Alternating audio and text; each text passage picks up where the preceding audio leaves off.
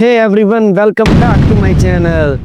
Today हम dive कर रहे हैं एक और इम्पैक्टफुल पोस्टर डिजाइन प्रोजेक्ट में। वर्ल्ड टॉयलेट डे के लिए पोस्टर डिजाइन करना, चाहे आप आर्टिस्ट हो या ग्लोबल हेल्थ के लिए पैशनेट हो, तो ये वीडियो आपको गाइड करेगी कि आप एक इम्पैक्टफुल पोस्टर डिजाइन कैसे बना सकते हैं। तो चलिए सबसे पहले बात करते हैं वर्ल्ड टॉयलेट डे के बारे में। ये डे 19 नवंबर को ऑब्जर्व किया जाता है और ये ग्लोबल सैनिटेशन क्राइसिस के बारे में अवेयरनेस राइज करने के लिए होता है। क्या आपको पता है कि 4.2 बिलियन लोगों को सेफली मैनेज सैनिटेशन का एक्सेस नहीं है? तो आज हम एक ऐसा मीनिंगफुल पोस्टर डिजाइन करेंगे जो कि लोगों को इन्फॉर्म करे और उनको इंस्पायर करे। तो चलिए अब शुरू करते हैं।